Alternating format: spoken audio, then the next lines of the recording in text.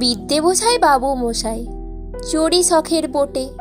মাঝি রে কন, বলতে পারিস সূর্যি কেন ওঠে? চাঁদটা কেন বাড়ে কমে, জোয়ার কেন আসে? বৃদ্ধ মাঝি অবাক হয়ে ফেল ফেলিয়ে হাসে।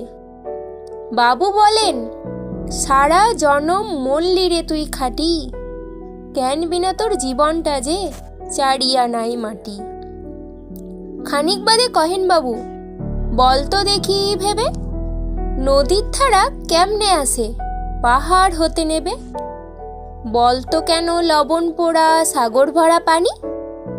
মাঝি সে কয়, আরে মশাই অত কি হার জানি? বাবু বলেন, এই বয়সে জানিস নেও তা কি? জীবনটা তোর নেহাত খেলো, অষ্ট আনাই ফাঁকি। আবার ভেবে কহেন বাবু, বল তো ওরে বুড়ো, কেন এমন নীল দেখা যায় আকাশের ওই চূড়ো? বল তো দেখি সূর্য চাঁদে গ্রহণ লাগে কেন?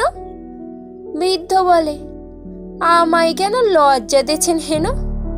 বাবু বলেন, বলবো কি আর, বলবো তোরে কিতা, দেখছি এখন জীবনটা তোর 12 আনাই বৃথা। খানিক বাদে ঝড় উঠেছে, ঢেউ উঠেছে ফুলে, বাবু দেখে নৌকাখানি ডুবলো বুঝি ধুলে।